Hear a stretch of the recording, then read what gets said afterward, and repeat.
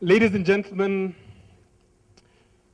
ambassadors, members of the East African Legislative Assembly, leaders of the development partners, non-governmental organizations, civil society organizations, members of the press, leadership from the private sector, good morning and welcome. My name is Irungu Houghton. I will be moderating or emceeing the event today. So my job is basically to ensure that the program flows smoothly, but not to take over any of the presentations that will be here. So I will be very disciplined on this. Two quick points, I think. First of all, to make sure that all of you have the program, to make sure that you are in the right launch. Some of you may be here for a meeting on maternal health care, which is happening across the road there. So please make sure you're in the right place.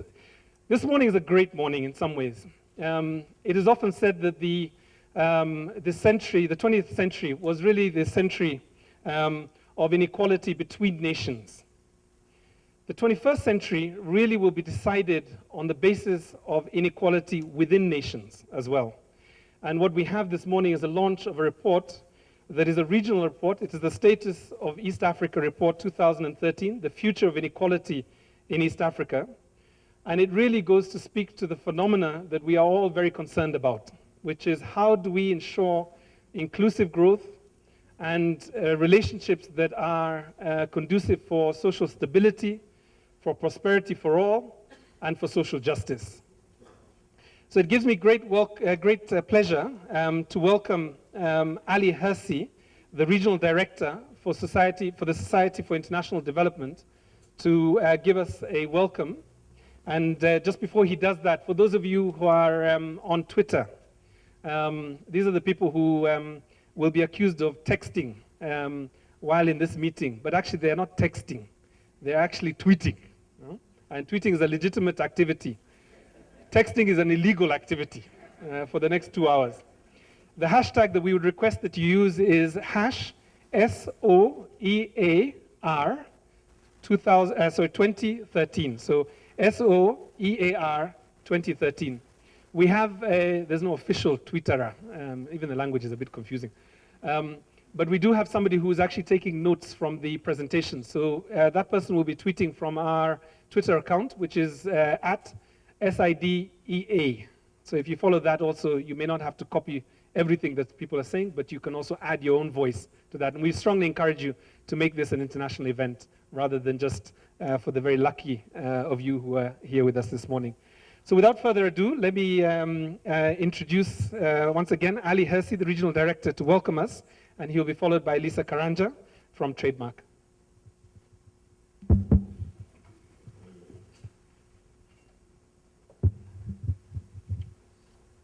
Thank you very much, Irungu. A very warm welcome to all of you. For those of you especially who have come from outside of Kenya, karibuni. Hamjambo. Wow, I thought the Kiswahili was taken up, the East African language, and I would get a bigger response than that. Anyway, it gives me great pleasure to welcome you all to this event. Honorable Speaker of the East African Legislative Assembly, Honorable Margaret Ziwa, honorable members of IALA, members of the diplomatic corps who are here with us today, partners from the development agencies, partners from the civil society sector, representatives from government. You are most welcome here today to this launch of the State of East Africa Report 2013. I will not go into any of the contents of that report. Mine mainly will be to thank you very much for taking time from your very busy schedule to join us today at this event. We are also at Society for International Development very greatly honored that the East African Legislative Assembly, under the leadership of the Speaker, has honored us with their presence. This is really a very great honor. It is not very often that you find institutions like ours having such good collaboration with other, with an institution like IALA. I think this is testament to the way the Legislative Assembly is working, to being very open to other stakeholders in the region. A few months back, we had the pleasure, together with my colleague, of being again invited to one of the sittings of IALA that it was having in Kigali. And I must say that the welcoming, the openness that we found really touched us, and we felt very greatly honored by that. And again today, for it to culminate in the fact that IALA, during its sittings here in Nairobi, has seen it worthy to grace our occasion is something that we certainly don't take for granted, and we certainly would feel very honored and appreciate very much. We look forward to working in the same spirit, sharing, because at the end of the day, this integration of this region is not the responsibility of any particular institution, but as the motto of the treaty itself says, is actually for the people. It's for all of us. We all have a part to play in all this. This partnership that we have cultivated over a number of years is growing stronger by the day, and we hope that it shall continue also into the future. So thank you very much, Madam Speaker. Like I said, we were very honored for you to also have spared more than an hour when we were in Kigali to receive us and to discuss with us and to share with us the issues that are before the House, and also to listen from us some of the work that we are doing. We are very greatly honored, and we are happy that you're also able to come here today.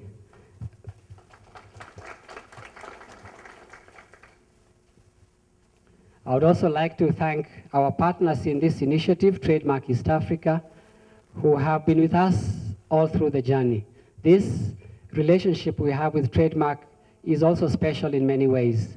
Much as Trademark provides the resources to facilitate the production of these reports, but they also allow us to have the space and the independence to research, to explore the issues that we think are important for this region, and to prepare this kind of reports in a way that they don't stand in the way of at all, which you can't say of many partners who provide resources. So we are again very grateful for that, for the space and the encouragement that you've given us all along. Lastly, I would just like to also thank all the staff of SID who have worked very hard on this report, starting from my colleague here from Dar es Salaam, Aiden, together with our MD, Stefano, who likes to be quiet and sit at the back, Arthur, Monica, Adelina, and all the other colleagues from the Nairobi office who have also put this together. So mine is just to once again extend our appreciation for your coming here, and special appreciation to the Speaker of IALA and all the members of IALA for coming to join us, and to welcoming you all again to Nairobi. Thank you and have a good morning. Thank you very much, Ali. Let me invite the Regional Director for Trademark East Africa, who is responsible for the private sector and civil society organizations program, Lisa Karanja, to also give us a word of welcome. She has her own presidential podium, apparently. It seems like it. Thank you. And while we're discussing inequality, I have to say, these podiums are always very unfair to me, because you can only see my head, I think, barely. Thank you very much, Ali. Good morning, everyone. The Honorable Speaker of IALA, honorable members of IALA, representatives of the diplomatic corps, representatives from the private sector, media, academia, and civil society, distinguished guests, ladies and gentlemen, and I understand if I say all protocols observed, everyone else is freed from doing that, so all protocols observed. It gives me extremely great pleasure to witness the launch of the second edition of the State of East Africa reports on the theme of the future of inequality in East Africa. When I say second edition, I mean second edition under our partnership. Trademark East Africa, as many of you know, is a multi-donor funded organization which works closely with the East African community, national governments, business and civil society organizations to promote regional trade and economic integration in East Africa. Through its private sector and civil society program, which I head regionally, Trademark East Africa aims to increase the technical input and influence of the private sector and civil society over regional integration policy and institutional frameworks, recognizing their critical role. We seek to ensure an enhanced business environment, but more particularly equity in the distribution of the benefits of economic growth, of trade and integration. So this report obviously speaks directly to that issue. In 2012, we supported the publication of a State of East Africa that was a resounding success, both regionally and internationally. The launch of this report, we believe, underscores SID's position as a key player in providing in-depth analysis and insight on issues pertaining to economic growth and poverty reduction in this region, and also in catalyzing engagement and dialogue for policy reform in East Africa. The quest for inclusive growth remains elusive in East Africa and indeed across the world. Even with high rates of economic growth, developing countries have to seek solutions that reduce income inequality and improve governance. Effective advocacy and oversight, we believe, are critical to ensure this equitable distribution of benefits. And we therefore strongly support the continued engagement of the media and civil society, who we believe play critical roles in the development and implementation of more pro-poor and inclusive growth strategies and policies. We also recognize the key role that the East African Legislative Assembly provides in oversight and in developing a conducive legislative and regulatory environment in the East African community. So I'd like to conclude by applauding the entire team at SID for working tirelessly to produce this report. It's our hope that it will be used as a key tool for information and advocacy in shaping policy, strategy, and program development towards our shared goal of the improved quality of life of the people of East Africa. Thank you. Thank you very much, Lisa. Let me invite the two people who are probably more directly responsible for the production of this report. Ahmed Salim, who is a co-author of the report and program manager within SID, and also Aidan Yakuzi, who is the regional director, the associate regional director.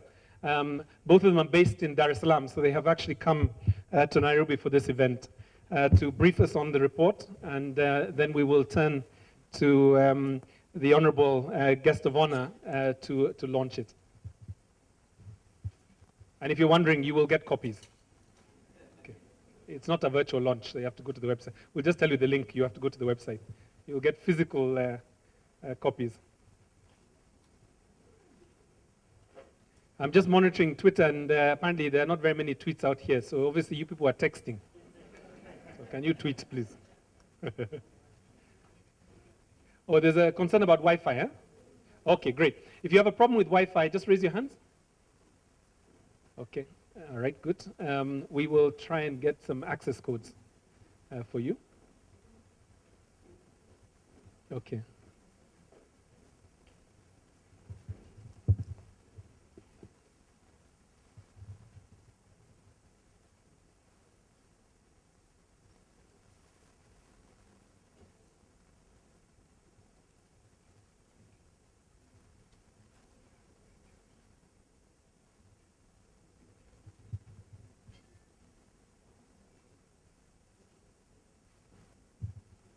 So we'll put up a couple of passwords. Ahmed, take it away. Thank you. It is a pleasure and honor to be here in front of you all. I'd like to especially thank Madam Speaker for being here in the East African Legislative Assembly, and everybody else. It's a pleasure to have you here. I just want to echo Ali's comment about SID, so they're going to hate me for this, but if the entire SID team can stand up show yourselves real quickly. I'd appreciate it. So this team I'd like to describe as punching above our weight constantly. And I think the hardest thing about writing a report, aside from me getting gray hair, is taking it to the finish line. And each and every one of these people in this team helped us cross this finish line. And another shameless plug, my friend Katindi is launching her report next week, so I expect every one of you to be there. I'd really appreciate it. But yeah, so thank you all. So let's get started. I won't try to do much of a data dump on you, because I did that last time, and I think people weren't too happy. And last year, Aiden made me present all the bad news, so I'll try to have more good news than bad news. So real quick, we'll just recap the purpose of the State of East Africa report, and in that we'll also provide you a structure of the report. So we have 4 key elements to the report: information, insight, imagination, and engagement. And each of these key themes, these core themes, match basically certain parts of the report. So information, we basically want to do a data dump. We want to inform you about the key issues, trends that are shaping the East African region. In that, it's called the picture of now, which is what I'll present to you shortly. Then we have insight. What are the drivers and dynamics shaping the East African region? What are the things that we aren't really paying attention to that people should actually take note of? Imagination, this is when we sort of think outside the box. I remember last year, Charles, who's sitting over there, said, you know, you guys, I need a aha at the end. I need a surprise at the end that sort of changes the scope of how I think. So I think we've done that in trying to think of different scenarios of the future of inequality in the region. And then finally, engagement, active policy engagement. And this is sort of a response to last year's report, where people were asking, what can they do with this report? How do they engage with the citizens, the politicians, the business leaders?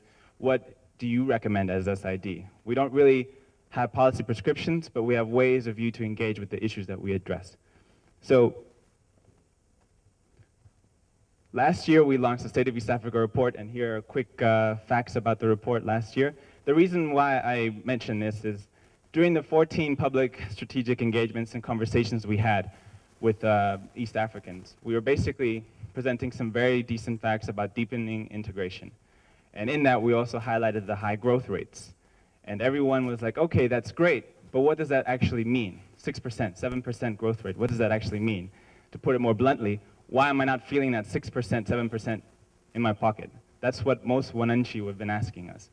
And also, more key, is who is this regional integration process for? Who is it supposed to benefit? Is it only supposed to benefit the capital cities in East Africa, the big corporations, the Baharesas of the world, or is it supposed to actually benefit everybody else? So with these hard questions that me and Aiden received, and with no real concrete answers at the time, we said, you know what, let's just tackle this head on. Let's go for it. Let's challenge this inclusive growth. Let's challenge the growth rates in the region, and question why there hasn't been inclusive growth. And in that, look at the inequality. Then I looked at Aiden and I said, my goodness, how are we going to do this? But we're here. So today I'm going to just present quick snapshots of the picture of now, what's happening in East Africa. And I'll just highlight key areas that I thought were interesting that might provide some discussion points. So we start first with the people of East Africa, the East African economy, inequality in East Africa, which Aiden will also add to later, and then the institutions in East Africa. So the people of East Africa. East Africa's population in mid-2012 was 144 million. By 2030, the population will grow to 237 million. This is not including the potential inclusion of South Sudan, Ethiopia, maybe the DRC, and other parts of the lovely neighborhood we're in. The overwhelming majority of East Africans are young. 20% of the East Africans are aged 15 to 24 years. So if you read the report, you'll also find out a lot of these young East Africans want to actually be rich. They aspire to be rich. They aspire to be famous. They only are looking for material success. So in the conversation that I have today, think about that and all the other challenges the youth are facing, and whether we can match the demand of these aspirations. Instead of them wanting to become doctors and lawyers, they want to be rich. So what does that tell us about the youth who are going to be the ones that lead us in the future? I'm speaking from a youth perspective. I'm not 30 yet, so But how many are we, really? One interesting statistic that we found is the fact that there's a whole population of East African invisible children. And this is due to the birth registrations in East Africa, which is quite poor, especially among poor households. And in my country of Tanzania, only 4% of births are registered at birth in the poorest households, while in Uganda, it also has had troubles among the richest households. So the problem is what happens in 10 to 15 years when these young kids who are born and are not recognized by the state, when they enter the labor force, what happens then? Our unemployment probably shoots up. What do we do with all these children? How do we have effective planning to incorporate them into the society? So that was an interesting thing, and that actually goes to the heart of some of the issues that we addressed with the data challenge. So the East African population that I mentioned is 144 million. You juxtapose that with some of the census statistics, it kind of changes up and down. So one of our key challenges to different stakeholders is how do you have effective urban planning? How do you have effective policy planning when some of the statistics show you that half of your population do not exist, or children? Most East Africans live longer, but have no access to health insurance. So the average life expectancy of East Africans was 55 in 2011, up from 51. Mind you, this is not very high. 55 years old is still quite porous. But with the exception of Rwanda, 90% of East African community citizens have no access to medical health insurance. Across the board, between men and women, there's no access to health insurance, and I'll show you here. So what I have, I don't know if you can see it, is across wealth quintiles, even though the majority of poorer households have absolutely no access to insurance, at least the richest households have a little bit of access. So the richest are the blue, the yellow are the poor. And the ones here is Rwanda, which has been the only performer in the region that has actually done very well in giving health insurance to its population. Malnutrition in East Africa. If we could point to one major challenge that no one is really paying attention to, is malnutrition in the region. And this is due to the long-term effects of malnutrition. And I cite here the World Bank report, which talks about the long-term effects of malnutrition. A malnourished child has on average a 7-month delay in starting school, a 0.7 grade loss in schooling, and potentially a 10 to 17% reduction in lifetime earnings, damaging future human capital and causing national GDP losses estimated at 20%, sorry, 2 to 3%, excuse me. So what we also found is if you look at the national level, malnutrition rates actually have been decreasing. So we're not painting a negative picture, but if you look beyond that, if you look at sub-regional levels, you have a very, very stark picture. So in northeastern Burundi, 61% of children under 5 are stunted. In Dodoma, which may I remind you is the capital city of Tanzania, where the parliament is, 56% of children are stunted. And in Karamoja in Uganda, it's 44%, which are the worst places. These 3 areas are the worst places for children with regards to nutrition, higher than their respective national averages. But again, this is something that we're trying to challenge. If you look at the East Africa region from a national perspective, over a 10-year period, the news is quite positive. But if you look at it without the borders, which is what we're supposed to do in 10 to 15 years, to have no borders in the Eastern African community, and if you compare different regions, you'll find some places in Tanzania are just as bad as some places in Burundi. Or you'll also find some places in Rwanda are just better off than some places in Kenya. So we all like visuals. This is a malnutrition map of Burundi. The yellow sort of indicates the place where children are least malnourished. And of course, it's the capital cities in Bujumbura City. And as I mentioned, the worst parts for children in Burundi are up in the north.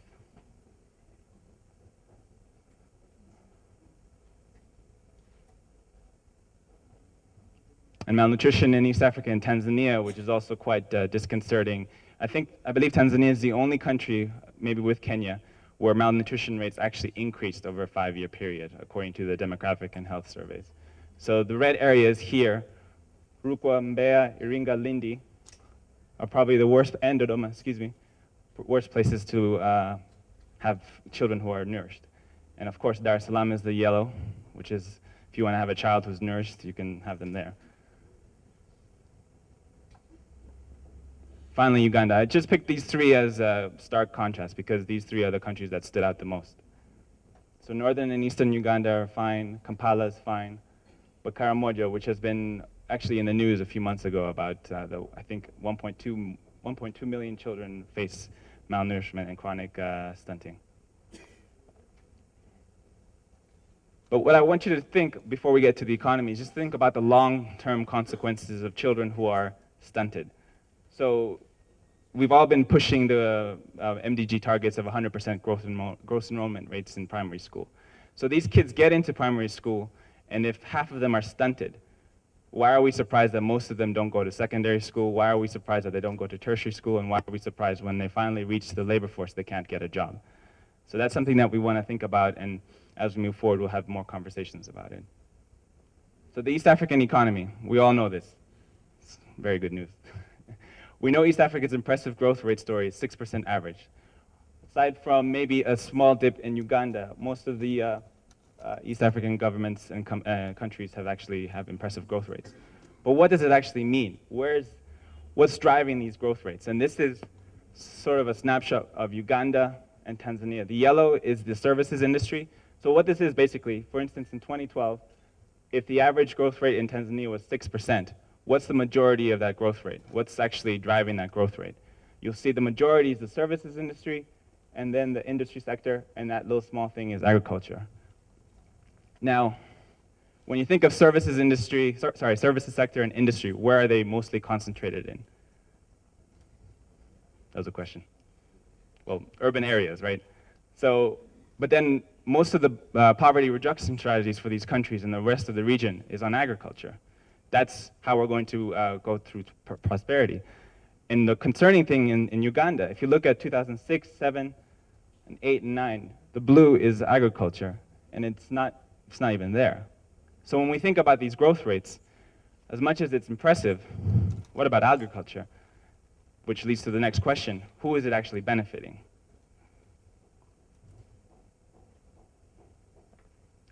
And then we look at the actual structure of East Africa's economy, which is where we start seeing this.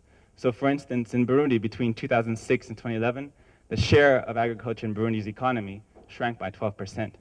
Mind you, agriculture is crucial to Burundi's economy. So in 2011, the services sector had a larger share of Burundi's economy as the agriculture sector did 7 years later. And what we see is a common trend where the services industry is actually making a much more bigger impact, but agriculture is taking a hit. So this is a sort of computed average East Africa economy and growth rates of agriculture, industry, and services. Agriculture is in the yellow, industry is in the yellow, agriculture is in red, and services is in red, sorry. In 2003, Kenya had the only economy in which the services sector had a bigger share of the economy than agriculture. A decade later, all the other EAC economies joined in. So again, what I want you to think about is who's benefiting from this growth and how can we fix it. East Africa's trade and investment trend, something that also has been sort of a positive growth story, foreign direct investment. It's huge. EAC expanded its total trade by 8.2 billion to 45 or 46 billion in 2011, up from 38 billion in 2010. However, imports continue to dominate our trade sector. As you can see, the gap here. Imports, export in 2011. Now, the interesting thing is, what are we actually exporting and importing? I took a snapshot here of the 5 imports by country. Given the region's fuel import, which you see here, the #1 importer in the entire region, of more than 8 billion in 2011 and 2012, the region's most important export earners cannot pay for the region's fuel that we import. So basically, Tanzania, with its gold, we can't pay for it.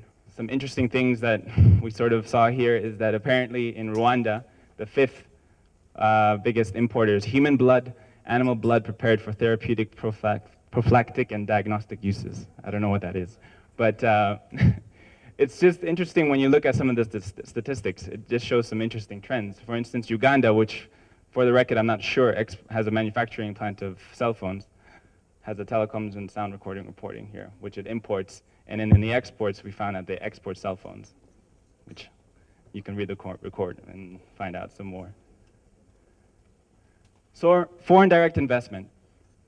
FDI inflows in 2012 was 4 billion, up from 2.6 billion, with Tanzania and Uganda receiving 90% of the investment. This is probably due to the rapid discoveries of oil and gas and the excitement of that sector. However, where is the money actually going? You'll find that the majority of these funds go to the extractive industries. And you can see the majority here in 2012, you have Tanzania and Uganda.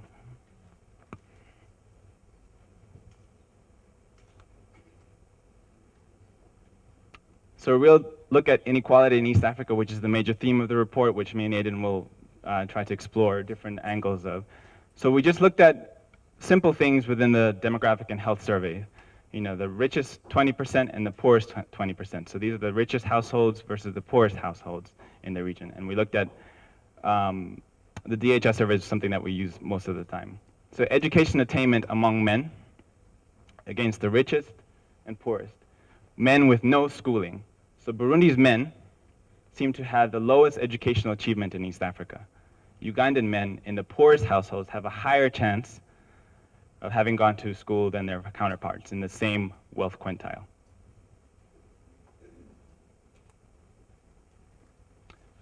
With women, most women living in East Africa's poorest households have a lower chance of having had any schooling compared to their male counterparts. 60% of Burundi's women have never attended school.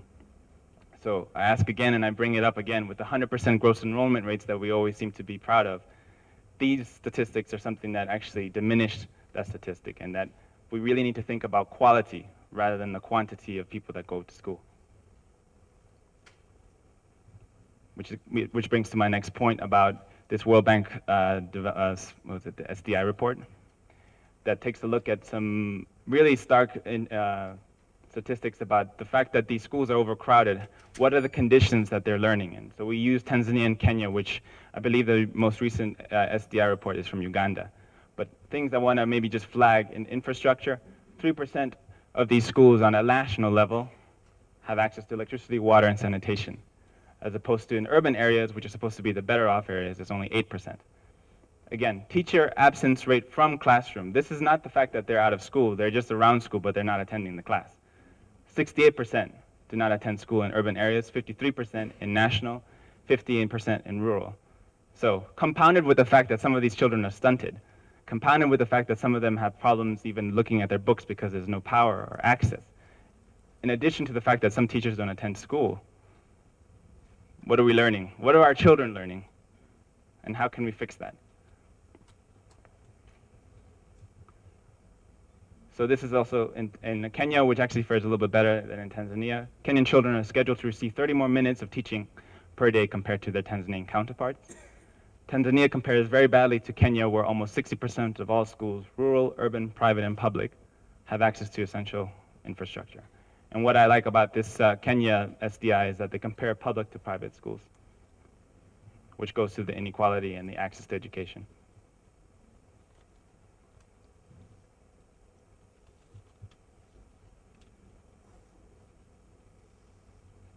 So malnutrition across wealth quintiles. Children in the poorest quintiles are worse off in Rwanda, where 54% of them are stunted, and Burundi, 70% are stunted. Both countries have the highest prevalence of stunting among the poorest quintiles. So what we did here was we looked at Tanzania as an example within the most latest and recent DHS surveys. And Tanzania, as I mentioned before, is the only country, as well as Kenya, that actually had an increase in their stunting across wealth quintiles, both rich families and poor families, and at a national level.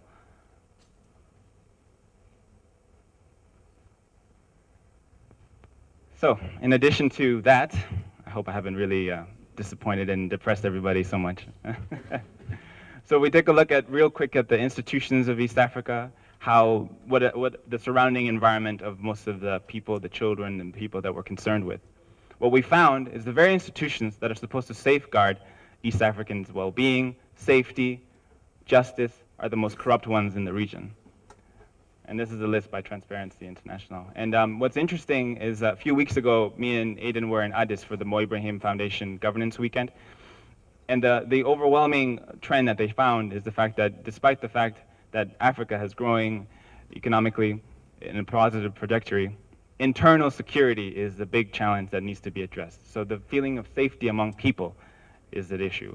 The fact that downtown in Dar es Salaam, that more people are more willing to take the law into their own hands, if there's something that's stolen, instead of going to the police. That's something that needs to be addressed. That deficit of trust needs to be addressed. So East Africans are losing their confidence in government to improve their safety and well-being. This is demonstrated by the fact that most East Africans do not report corruption incidents. An estimated 95% of Afrobarometer respondents in Kenya did not report an incident of bribery to authorities, followed by Uganda, 92%, Burundi, Tanzania, and Rwanda. And this is more of an outlook of economic assessment in Kenya. But again, that deficit of trust is something that needs to be addressed. It also goes to the whole idea of the fact that we'll probably discuss later about the 3 East Africas that exist in the region. We're all in one same geographical space, but for some reason, the data is showing that there's not just one people, one destiny, which is why we have a little question mark in our front cover. There's more to the story. There's more to the East African community that meets the eye, even from an average perspective. But if we compound that, we unpack that, it paints a very, very different picture. So, Aiden, maybe you can cheer them up a bit. Thank you, Ahmed. Well, I don't know if I'm going to cheer you up any, but I think what we were discovering as we were doing the report, that when you look at the macro data, when you take a helicopter view of East Africa, it looks pretty rosy, fast growth, great potential, discoveries of all sorts of interesting minerals and gas underground. The future looks really very bright, a bit like the cover of our report shows. There's some, nice looking cars on the streets, it looks very good. But inequality is not just an issue in East Africa. As Irungu was saying when opening up here, this is a global challenge.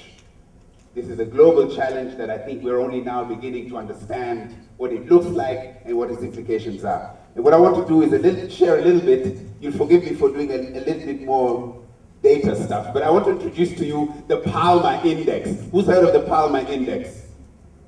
Okay, who's heard of the Gini coefficient? Do you know how to calculate the Gini coefficient? Hands up. None of you do, right? Yeah, but you just quote it all the time. Well, this is the Palmer Index. Very easy to remember how to calculate it, as long as you have the data. What is the income share of the richest 10% in your country divided by the income share of the poorest 40%, okay? And the Palmer Index looks at inequality, which is a phenomenon they're arguing, and we're arguing, I think it makes sense, I'll show you just now, that inequality is about what happens at the tail ends of the income distribution in a country, not what happens in the middle. All you middle class people, you are not relevant. What's relevant are the rich, the ones who are not in here, they're out in their private jets, and the poor, okay? That is where the action is. Where are they? They're amongst us. Sorry, not in this room, okay?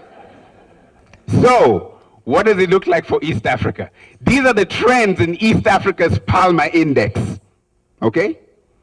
From 1985 to 2011. The big red one here is Rwanda. Are you surprised? You're not surprised that Rwanda is the most unequal country in East Africa? Oh, I thought you'd all go,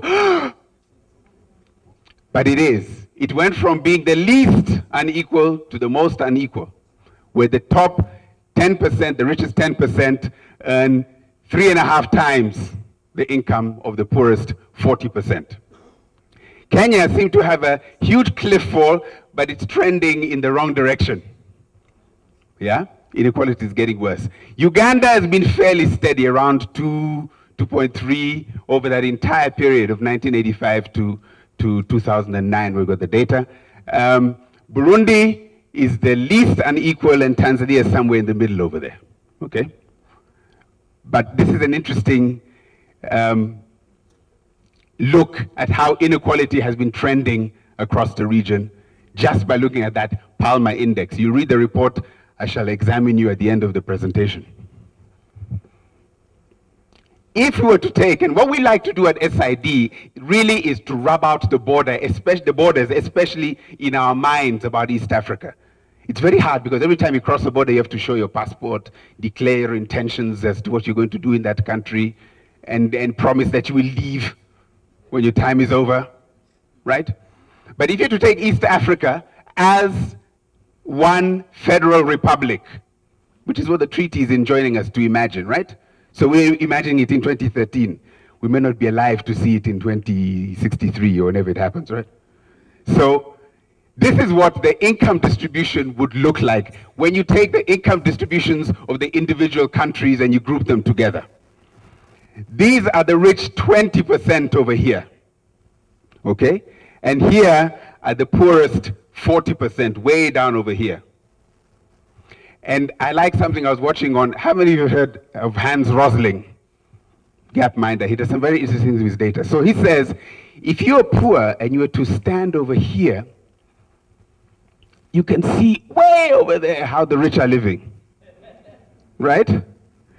I would need a ladder to stand over here to be like this rich Kenyan. But you see from the top, just like from the airplane, everything looks the same, doesn't it? You don't see the poor. The middle class, the sort of almost rich like you, the very poor, they all look the same. Part of our mental perception of the issue of inequality. When you're over here, there's no inequality. When you're over here, wow, those guys are in the sky. How do I ever get there? So this is it. And by the way, the per capita GDP is somewhere here in the middle. For most East Africans, 60% in most countries don't even smell the per capita GDP income. Yeah? They're way below it. So when you take a whole bunch of people and you average everybody's income, you say, yes, Tanzania is 527. 60% of Tanzanians will tell you, say what? It's not. I don't get to see that kind of money. So are we really one people, one destiny, Madam Speaker? No. We are three peoples, three destinies. Yeah? When you look at the numbers, one people, one destiny is an excellent statement of aspiration. It is not reality. The reality is like this. We got the rich, 14 million of us, 10% of the population, who are earning, well, it's a modest, $2,100 a year on average. Of course, the rich 1% earn way more than that, right? And the rich 0.01%, well, they're in Mars. That's 14 million people. The poorest 40% are earning less than $1 a day on average. 56 million East Africans. Less than $1 a day on average. And then there is the middle majority. And we think we're a middle class when you're earning $1.62 a day. Isn't that bus fare, Ezra? It'll get you home to work and back home and that's it, finished. But this is the middle majority, 71 million East Africans. Betty, is this a place your industrialists can sell their manufactures? And by the way, you're competing with the Chinese who know how to sell to the 65 cents a day people and the $1.62 a day people. But this is East Africa. This is how this region has segmented itself or has been segmented in terms of the income distribution.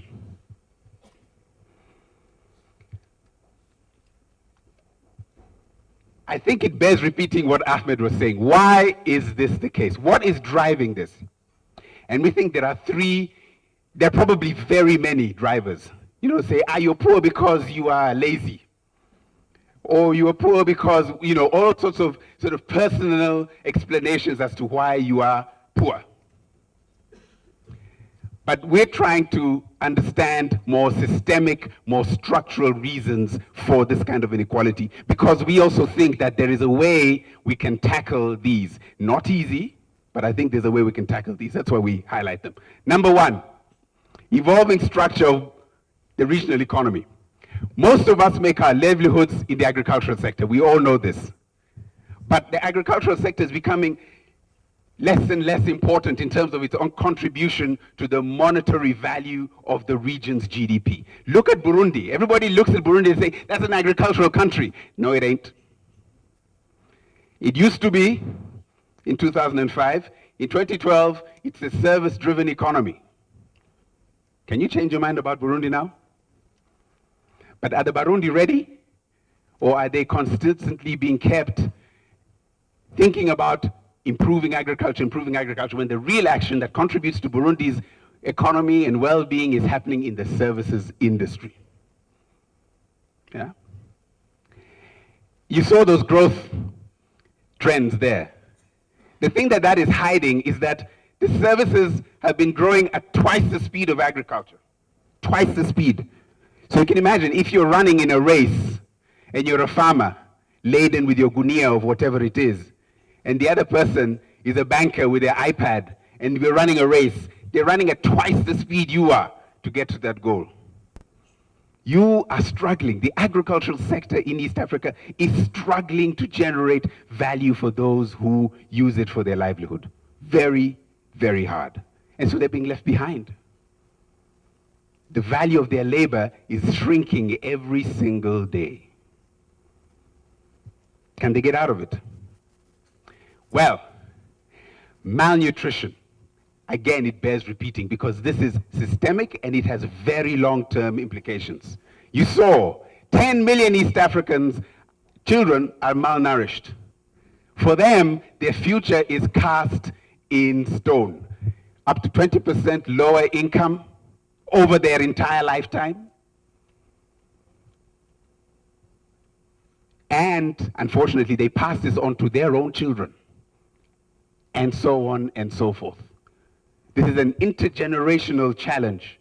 And for the countries as a whole, we're losing out on 2 to 3% GDP growth per year. So, is this getting any better? No. The gap widened between the rich and the poor kids in Rwanda. Why? Because overall, Rwanda's malnutrition rate fell, but it fell faster amongst the rich. For me, what was really depressing was the narrowing gap in Tanzania and Kenya for the wrong reasons. That is because the rich got malnourished. The richer households are reporting higher levels of malnourishment now than in the past. What's going on? Chipsy Vumbi. Is it? Chipsy Vumbi. Chipsy Vumbi is that's the chips you buy at the side of the road. There they fry for you. You come to Dar es Salaam, I'll show you some. Yeah? We're not eating very well, but it has these kinds of implications. The gap is narrowing because the rich are getting malnourished faster than the poor. In Uganda, it narrowed for the right reasons. The poor reduced their rate of malnourishment faster than the rich. Okay, so it's a different picture. In Rwanda, the gap is widening. In Tanzania and Uganda, in Tanzania and Kenya, it's narrowing for the wrong reasons. It's only getting better in Uganda. So you can stand up and get a clap for Uganda. Dan, for East Africa, you're quiet. Okay. The third one I'd like to show you, again, is what Ahmed was saying. So, your kids are malnourished and then you take them to schools with infrastructure that really does them absolutely no favors. And I just want to show you the graph of the Form 4 exam results in Tanzania. Dula, you know this one very well. Huh? Okay. These are the proportion of people who are failing. 60% in 2012 of our Form 4 kids failed their exams. Yeah? Then they changed. You see, this is what we like to do. Then you change the marking scheme and you pass a few more of them.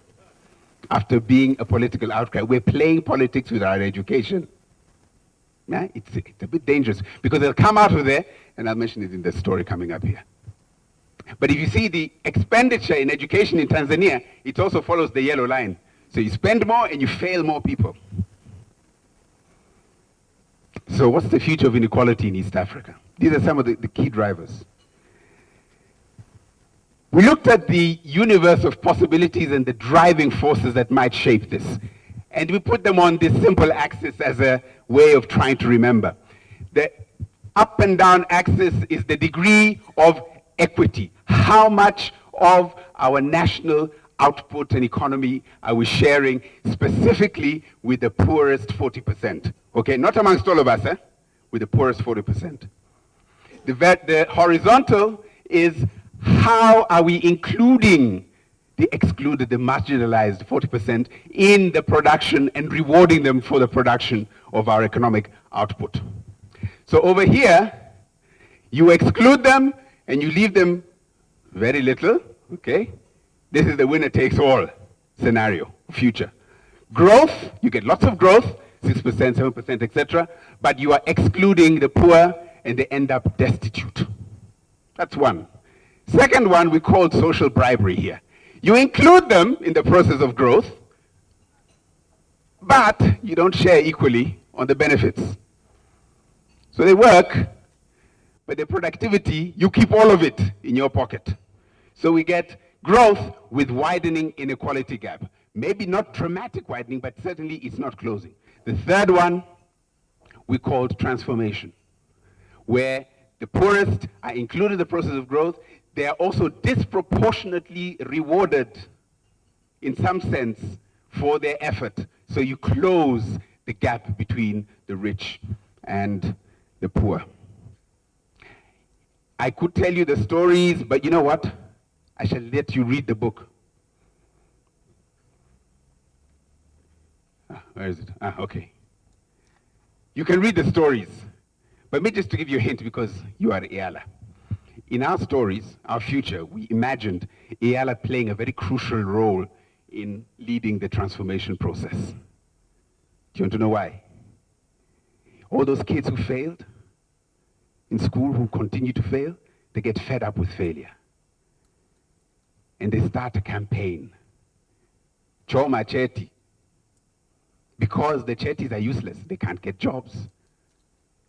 And somebody tweets one of those photos, and it goes on YouTube, starts here, and like the Arab Spring, this is the East African summer, it spreads, wanachoma cheti, jobless, useless qualifications.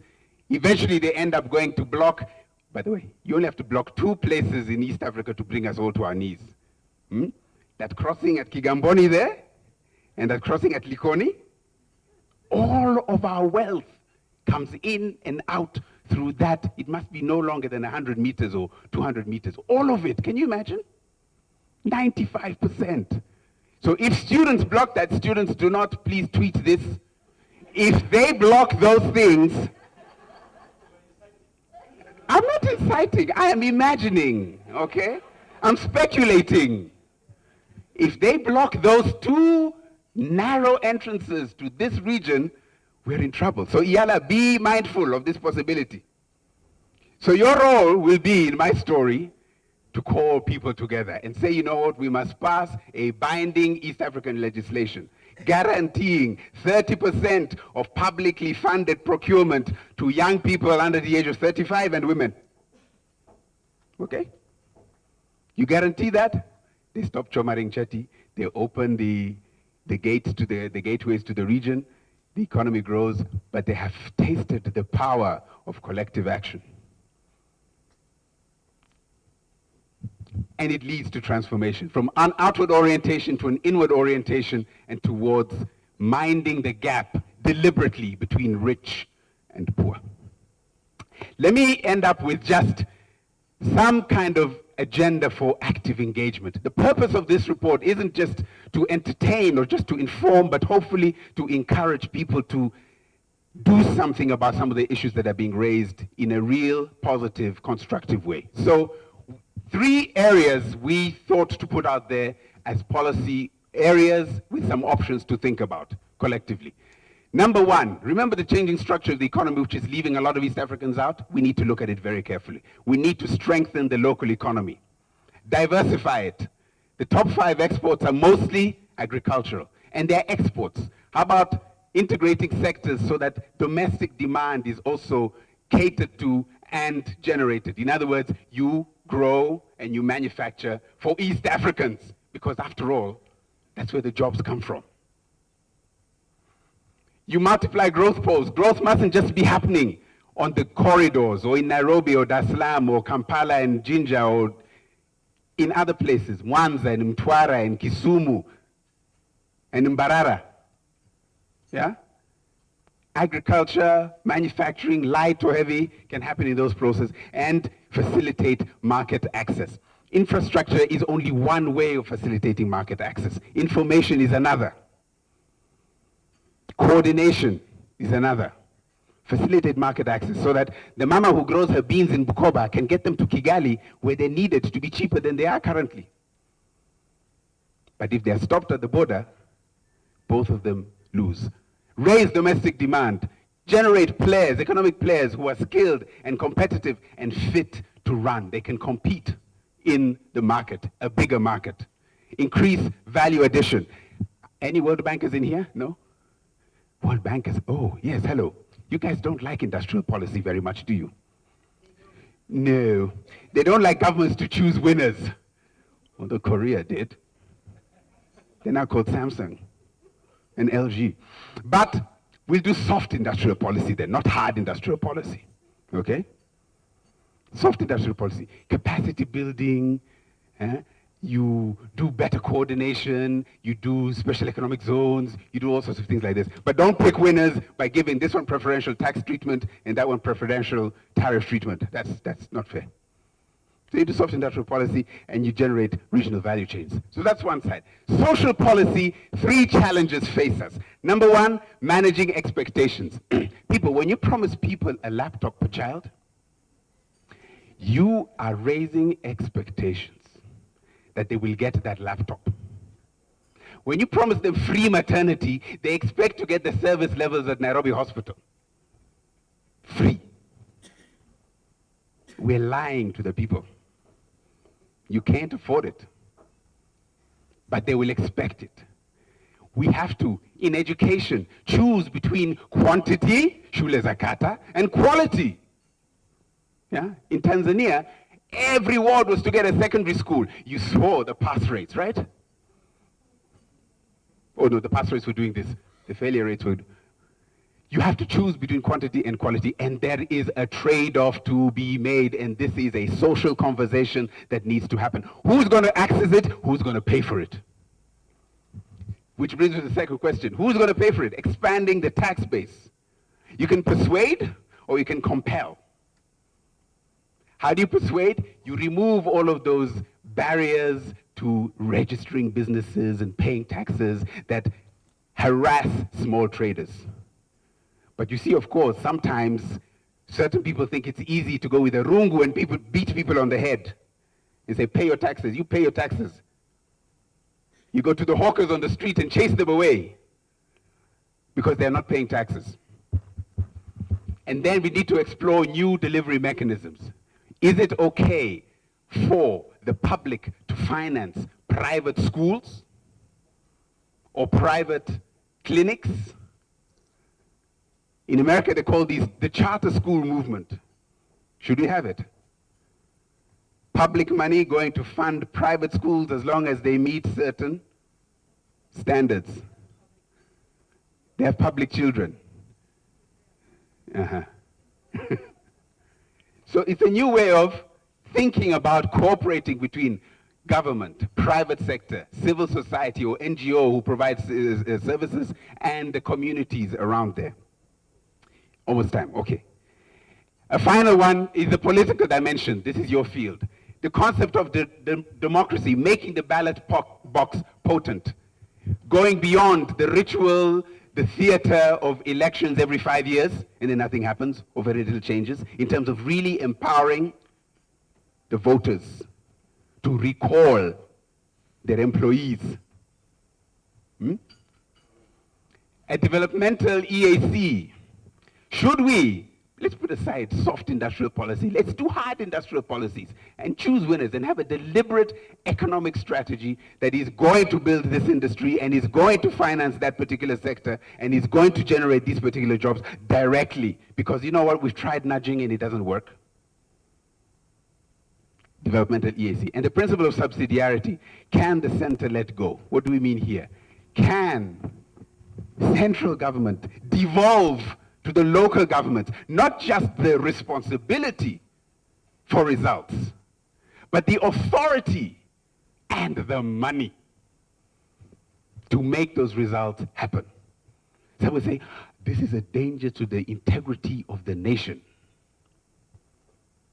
Maybe, but it's debatable. The principle of subsidiarity. So let me end on this picture. Is East Africa destined for inequality? This car here is James Bond's car, in case you didn't recognize it. Okay? The Aston Martin G something. What is it, Arthur? GBS. Costs 280,000 smackaroonies. Not shillings, those are dollars. It's stuck in a traffic jam in Dar es Salaam. There, for many of the poorest 40% is East Africa in a nutshell. All of this fantastic potential to go from 0 to 100 in 4.2 seconds, and you're stuck. Yeah?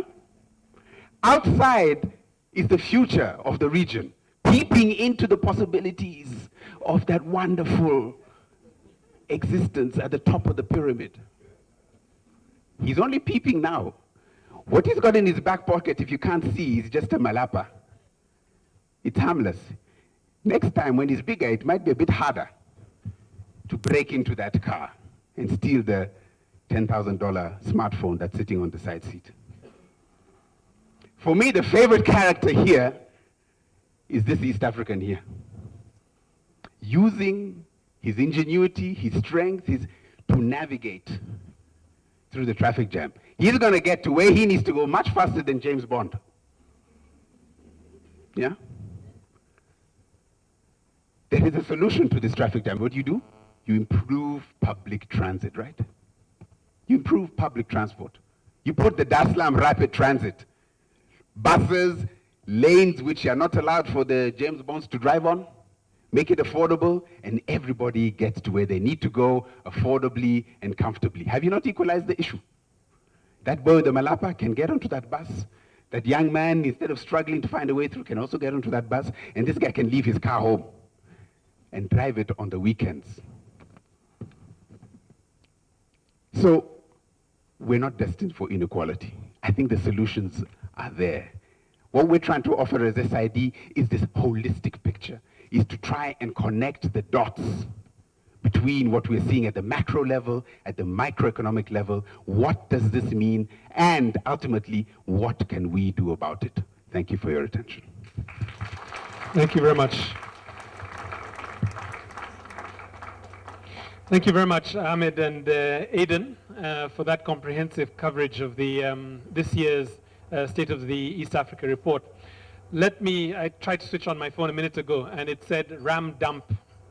And it's never happened before, but I think what it means is the computer in the phone, the little smartphone, has got exhausted. So I'm going to ask you, just so that you can get your minds a little bit jogged from listening to talking, because we're about to go into a participatory session, to just turn to the person next to you and greet them very warmly. You can ask them whether they are, which of the three groups they are in.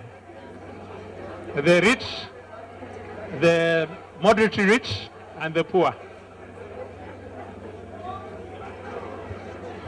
While you're doing that, I'll invite the following people to come up to the podium here. Ali Hersey, Lisa Karanja, Honorable Margaret Ziwa, Honorable Cabinet Secretary Phyllis Kandie,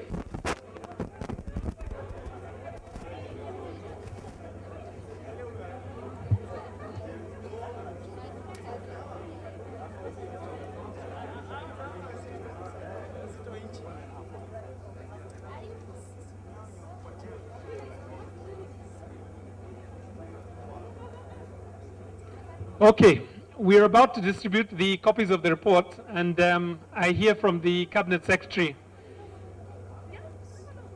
for Commerce, East Africa and Tourism that she will not have a lot of time, and she has another appointment, but I think we cannot allow her to leave without just seeing her, because she, in a sense, represents leadership for the Kenyan government on this issue. Okay, mine is basically to request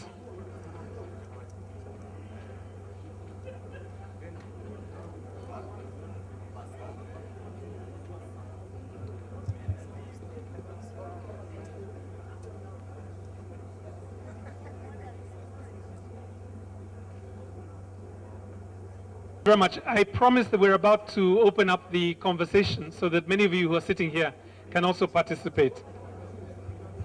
As the Speaker of the East African Legislative Assembly would say, order, order, order. Yes, okay. Okay, what I'd like to do is a very formal thing, which is to request the Deputy Managing Director of SID, the Society of International Development, Arthur Muliro, to please present the Cabinet Secretary, first of all, with a copy of the report.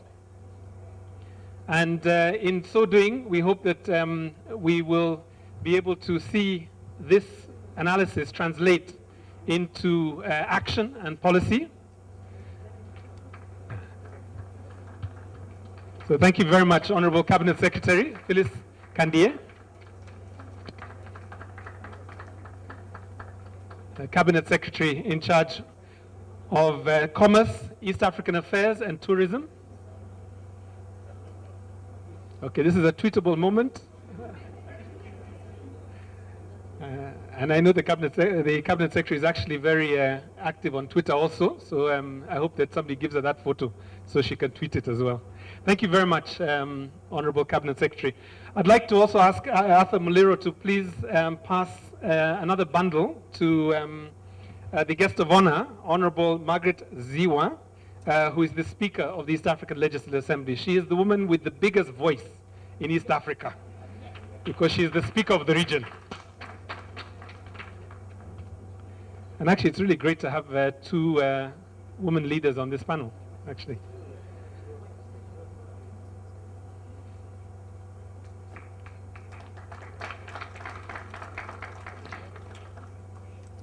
Super.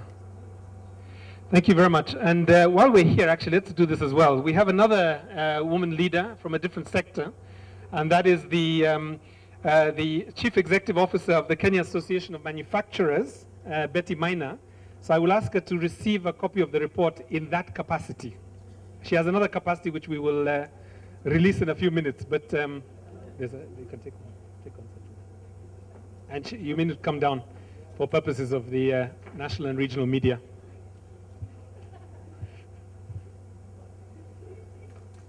Thank you very much.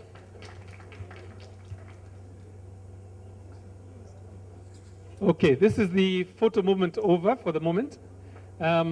What I'm going to also just alert the national press is that in the session that we're about to go into, which is the session titled Participatory Dialogue, we will bring out some of the speakers so that you can do interviews. So that will take place outside this room, immediately outside this room. So as soon as the Honorable Speaker has spoken, please prepare yourself outside the room, and then we will slowly escort speakers one by one so that you can do quick interviews. Okay, let me with a lot of pleasure and warmth welcome Honorable Margaret Ziwa, the Speaker of the East African Legislative Assembly, to address this meeting, but she might want to know whether her members are also here. So maybe we could just acknowledge them. All members of the East African Legislative Assembly who are here, you are our representatives. If you can please stand and wave at your constituency. Karibuni, karibuni, karibuni. Thank you very much. I think we may be held responsible for holding up business in the East African Legislative Assembly, but we hope this is useful. Let me invite Honorable Speaker once again, Honorable Margaret Ziwa. Apparently she was originally a resident or a citizen of Uganda, but now is a citizen of East Africa. Karibu. Asante sana.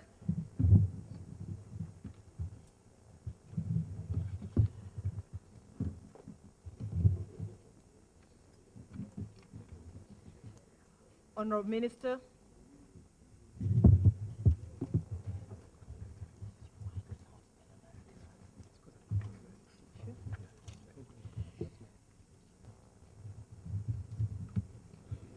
I want to confess that I'm glad to see you.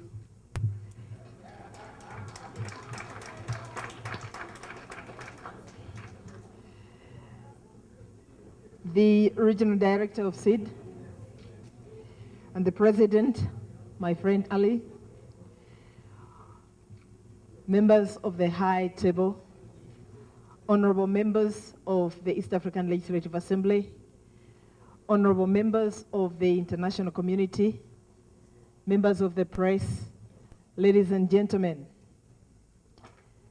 Indeed, I did not expect this kind of expose when I was walking in here. I thought it would be one of those very routine activities where I come in with my written speech, and then I'll say a few words, and then I'll exit.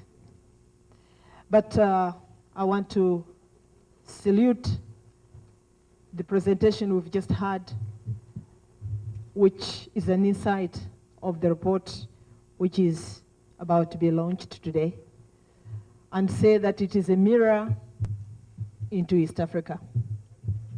It is a mirror of ourselves as we stand in this very important hall, in this very beautiful hotel. We are people's representatives. This is a mirror of the people we represent. Represented statistically, represented in the pie charts or in the bar charts. And I want to say it's a very, very important opportunity you've accorded us to think deeply, to think critically about the people we represent and take our responsibility even further and bigger and greater than we've been doing. So thank you very much for this opportunity. On behalf of the East African Legislative Assembly, on my behalf also, I want to congratulate you. I want to congratulate the Society for International Development for this special invitation, and also to thank you as we launch this flagship report, the State of the East African Report 2013. Let me say that the timing is perfect because EALA is currently sitting in Nairobi. The last time when we met with Ali, we were in Rwanda, and we had a detailed discussion. And when I said that maybe around November or so we shall be in Nairobi, he said, maybe we can do it in Nairobi. We shall also be ready. I didn't realize that it's this important. Thank you very much for making it possible. And thank you very much for enabling East Africans actually mirror into how we are living today. The relationship between SEED and the East African community is at least very cordial. I'm reliably informed that our immediate Secretary General, Ambassador Juma Mwapachu, currently heads this important think tank as its president. I'm also aware that the current Secretary General, Ambassador Dr. Richard Sezibera, is a very close ally of this institution.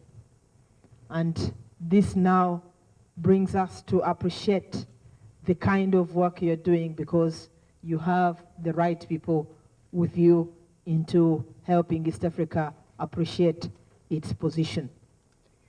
The State of the ESC report is fast becoming a must-read publication due to its authoritative and objective analysis of the social, economic, and political situation in the region. I want to laud SEED East Africa for constantly remaining focused and on the cutting edge of the issues of East Africa. Distinguished ladies and gentlemen, allow me to say that what makes this publication even more remarkable is the fact that it arrives at the scene at the time when East African community is also tightening the screws in ensuring socio-economic development.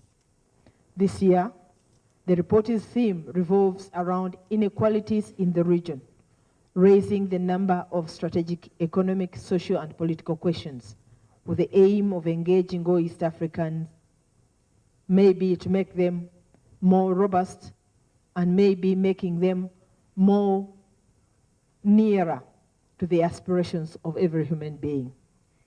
Perhaps when I saw the theme initially, I was questioning myself, the future of inequality in East Africa. Does it mean that I want inequality to increase in East Africa? I thought about it. But I've been able to appreciate that indeed it is talking about the status of inequality in East Africa. Perhaps we may not appreciate it at the rosy flower scene when we see the cars, the Bentleys I've seen, when we see the skyscrapers. You may not appreciate that there are our brothers and sisters deep there in Kisenyi, deep there in Mtwara, who literally cannot even afford a meal a day. You know, there is 1 meal a day, but there is also a missing of a meal a day.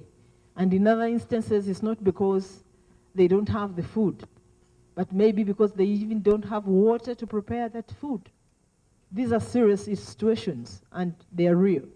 So we need to rise up to the occasion and make sure that as we are the people's representatives, these challenges are brought to the fore and answers are given.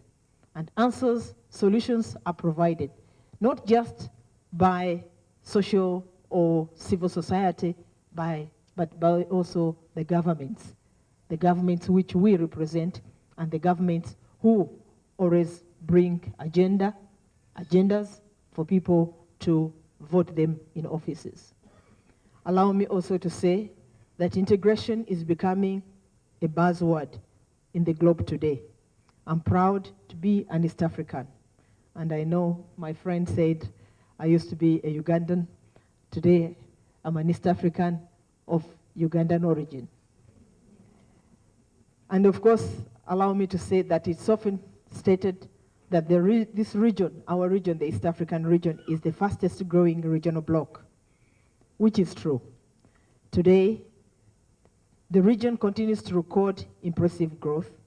For example, you've already shown us some of the statistics. We know that total trade has risen from 37 billion in 2010 to 45 billion in 2011.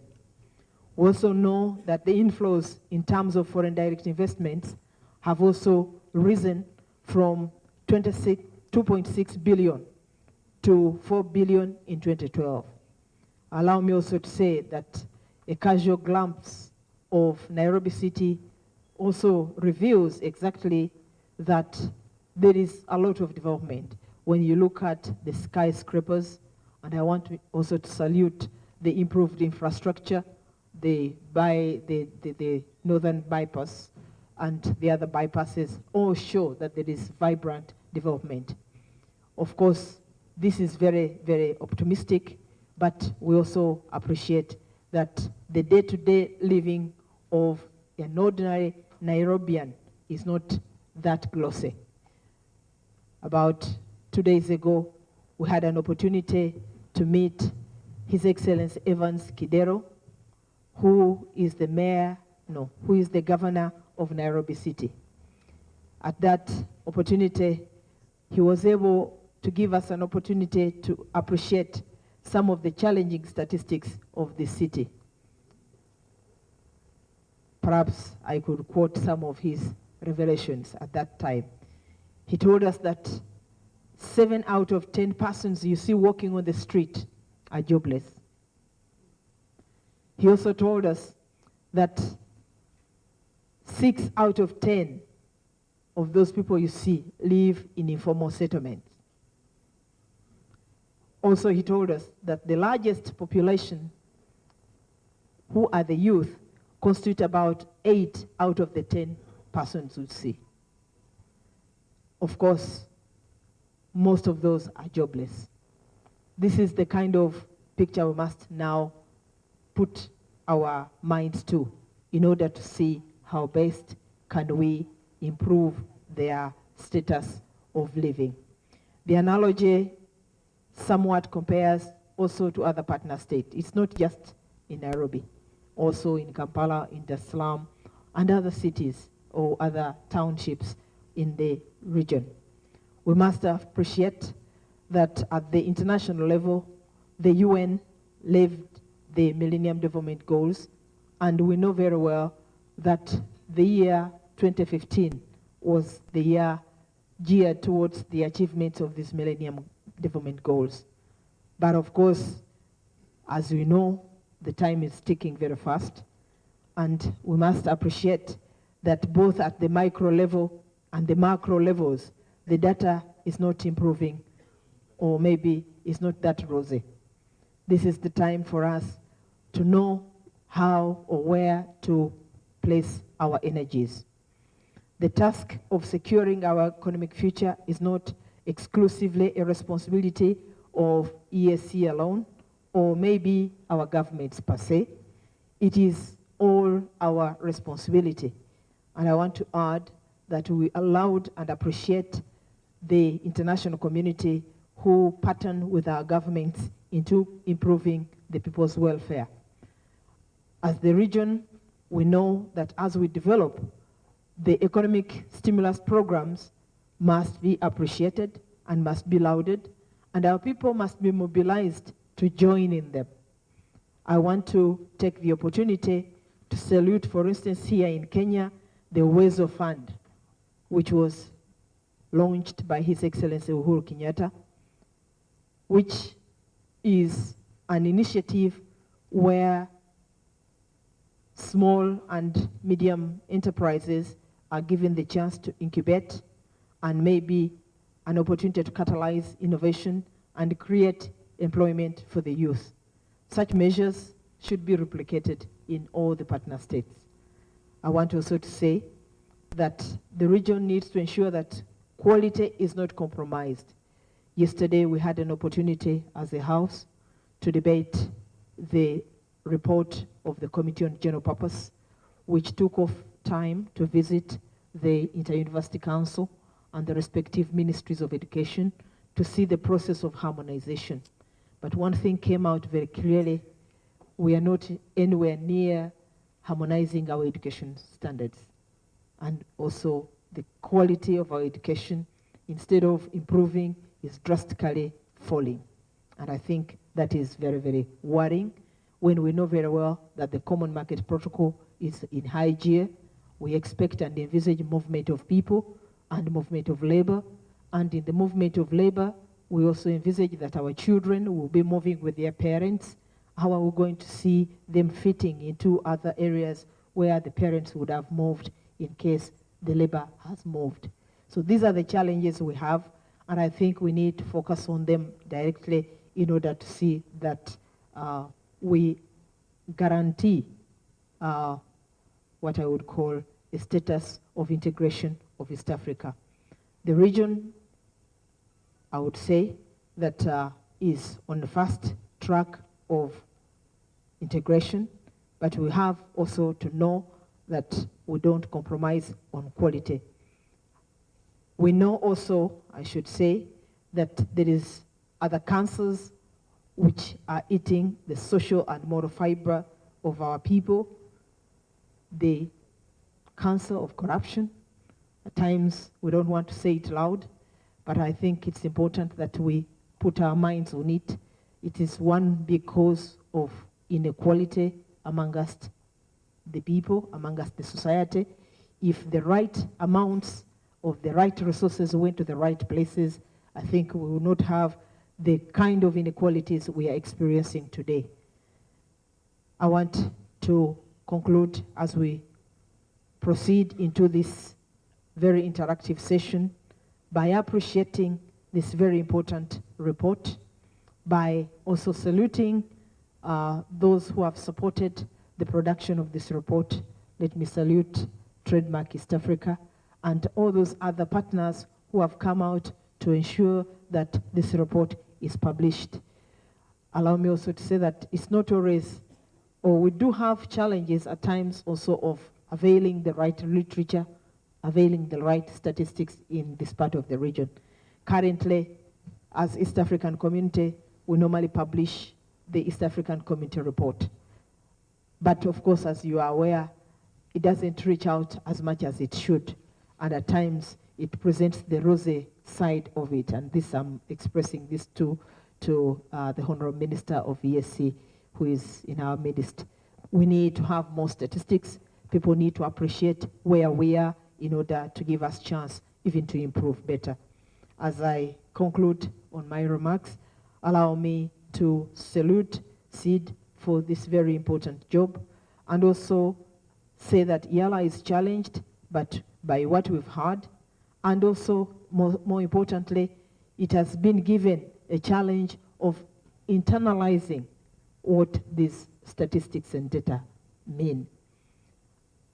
At the face value, it may not mean much, but when it goes deeper to say, for instance, the inequality between the poor and the rich is growing in Rwanda, you start thinking very seriously. For instance, malnutrition is still a factor, for instance, among the rich. What has happened to the Sukuma Wiki? Are the rich only going for, what is it called? The fast food. So these are very fundamental small things which we need maybe to go back to the simple sensitization programs to make sure that as you eat, where is the green, where is the red on your food, so that people know. So we don't want to start struggling to pull the poor out of the poor nutritional bracket, yet the rich are also falling back into the nutritional bracket. This is our role, we as parliamentarians, we as East African Legislative Assembly members, to continue to sensitize our people. I want to thank you for this opportunity. I want to thank you for partnering with EALA so that we are able to tell the world what the world must know about us, and also let our governments know that there is a red flag which has been put up in those social indicators, and let's pull up our socks so that we are able to really unite or integrate the peoples of East Africa as they should. I want to thank you, and I want to take this singular honor to launch the State of the East African Report 2013. And I want to thank you for the attention.